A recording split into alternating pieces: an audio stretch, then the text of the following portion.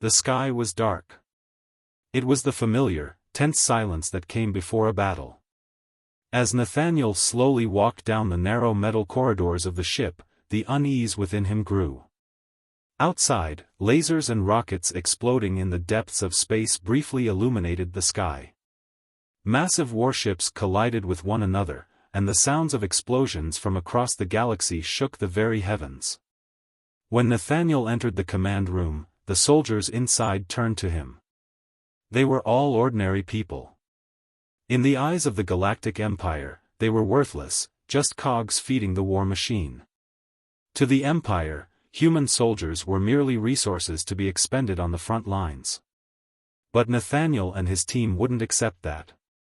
The lights on the ship were dim, and the air was thick with tension. At the head of the table, Lewis was staring at an old map. Enemy lines were marked in red. The enemy, equipped with the Empire's advanced technology, seemed to be one step ahead at every turn. But Nathaniel's plan was different. "What's the situation?" Nathaniel asked, turning his gaze to Jesse. Jesse was in charge of the ship's communication systems and always had a calm demeanor. "The enemy ships have split into two groups," Jesse said, glancing at the screen. "They're headed straight for us. We've got, at most, a few hours." Nathaniel silently nodded. The enemy, underestimating humans, was using their standard attack plans. Every attack was the same: strong fleets would lead with a frontal assault, followed by a devastating final blow. Most humans were wiped out by these attacks. But this time, things would be different. "We know their plan," Nathaniel said. "And we're going to turn it to our advantage. They underestimated us, and that's going to be their last mistake." The soldiers looked into Nathaniel's eyes. In a hopeless war, they were just ordinary soldiers. But today, they were determined to break that fate. Under Nathaniel's leadership, they would disrupt the enemy lines. The ship's shields trembled. The first attack had begun. Enormous laser cannons streaked through the void of space, tearing through the battlefield at the speed of light. As explosions rocked the massive warships, Nathaniel and his team quietly observed from the command room. Despite the ferocity of the battle outside, Nathaniel remained calm. He had synchronized with the rhythm of the war beating in his chest. "The first strike is just as we predicted," said Ada. "They're coming right at us." Nathaniel's plan would kick in after this stage. The enemy thought humans had weak defenses. But Nathaniel was going to use their ship speed and maneuverability to outflank the enemy's strongest attack fleet. The enemy's assaults were closing in, laser cannons striking the ship's shields and sending vibrations through the entire craft. The explosions were so intense that the ship's interior shook, and the metal floor vibrated. Yet, Nathaniel's expression remained unchanged. "Are the shields holding?" Nathaniel asked. "Yes," Lewis replied. "But they won't hold for long." "They don't need to," Nathaniel said with a nod. "Our plan starts right now." As the second wave of attacks began, Nathaniel issued an unexpected maneuver command. The human ship suddenly changed direction, causing several of the enemy's laser cannons to miss their targets and fire into the void. The enemy, caught off guard by this sudden move, hesitated for a moment. This was exactly the moment Nathaniel had been waiting for. "Now!"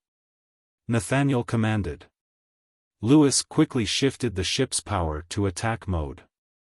Jesse sent a massive signal straight into the heart of the enemy fleet.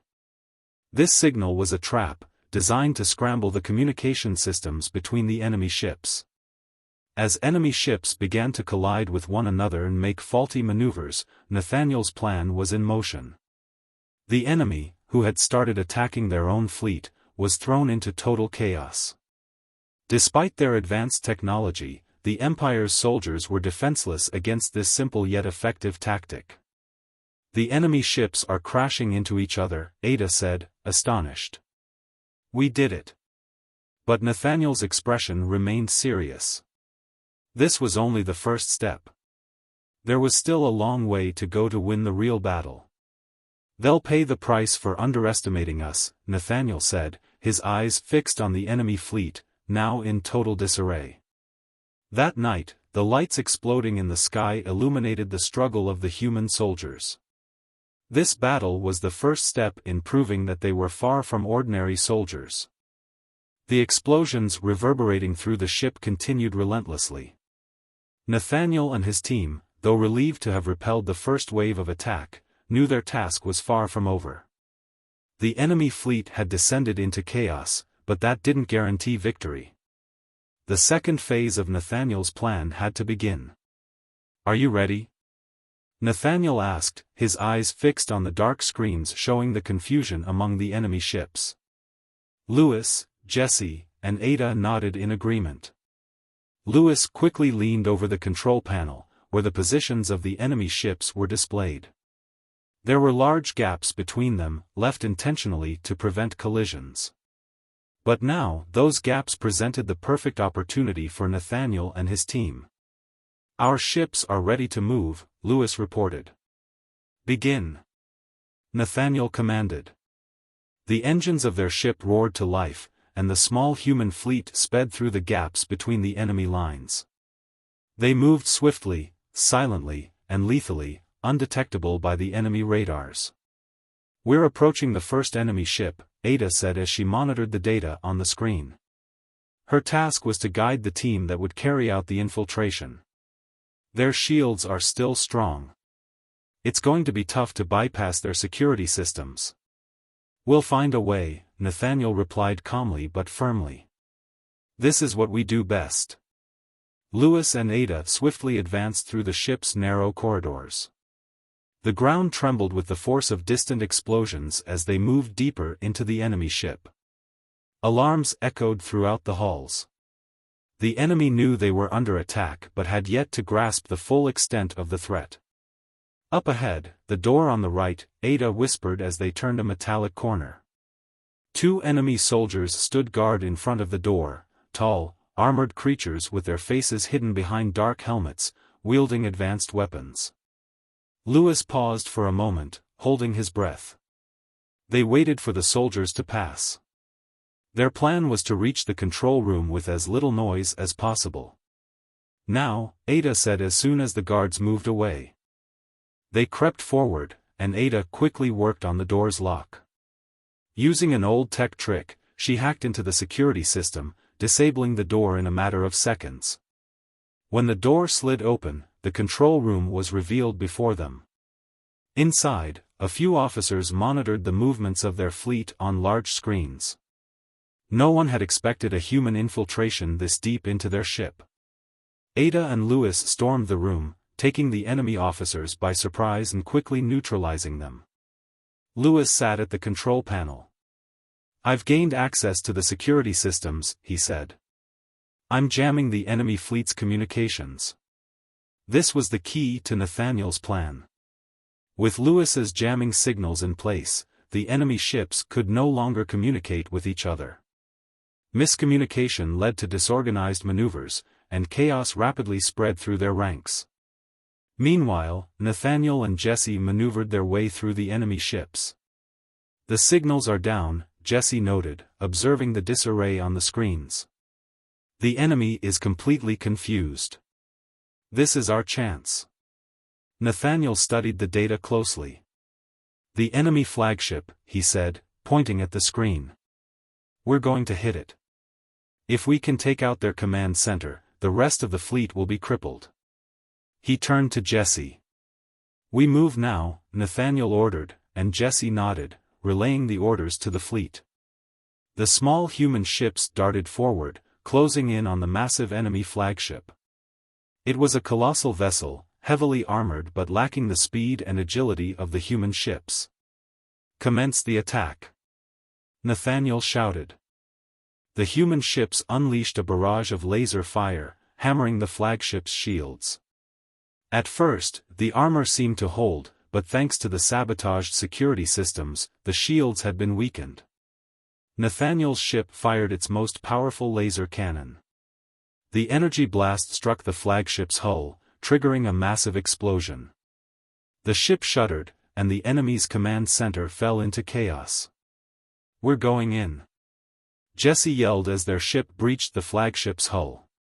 Human soldiers poured through the opening, cutting through the enemy forces with precision. Nathaniel and his team had neutralized the enemy's most powerful ship. But he knew their victory was not yet certain.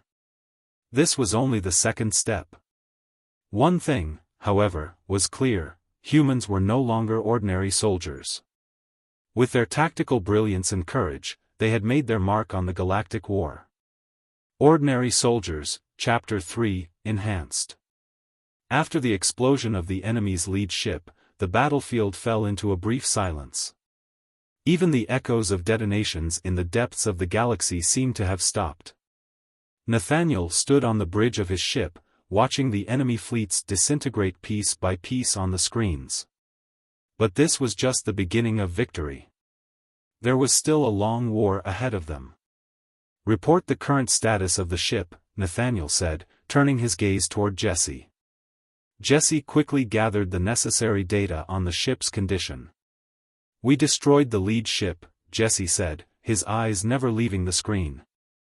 "But instead of retreating, the enemy is regrouping and launching a counterattack. Their fleets are still large, and our energy reserves are rapidly depleting." Nathaniel thought hard. At this point, their only chance of winning was to corner the enemy. "If we can continue to sabotage their shield systems, we can make a second move and completely neutralize their fleets," he said firmly. The lights on the ship flickered slightly. The load on the electronic systems was starting to increase. If everything didn't go as planned, the human fleet's resources would be completely exhausted. Nathaniel knew he had to take this risk. "Divert all power to weapons and engines. This will be our final attack." After sabotaging the enemy's lead ship, Ada and Lewis had returned to their own vessel, but a new mission awaited them. For the final phase of Nathaniel's plan, they needed to deliver a blow that would completely disable the enemy's shield systems. Ada remained connected to the ship's computer, rapidly searching for weak points in the enemy's shields. "The shield systems are more complex than we anticipated," Ada said, examining the data. "But I found a vulnerability. There's an energy transfer between their ships. If we can cut off the main power source, we can weaken the entire fleet." A grin spread across Lewis's face. "Good news." "What's the bad news?" he asked. "We'll have to do it from the inside," Ada responded. "Which means we'll need to infiltrate enemy lines once more." The enemy ships had begun to regroup. Their communication systems were back online, restoring order among their fleets. But Nathaniel wasn't going to give them a chance to reorganize. "It's time to move," he shouted. The human fleet, using the last of its energy, surged forward toward the enemy lines. Under Nathaniel's command, the ships twisted and turned rapidly, maneuvering around the enemy before they could lock on. As laser cannons and plasma bombs detonated around them, the void of space filled with massive explosions.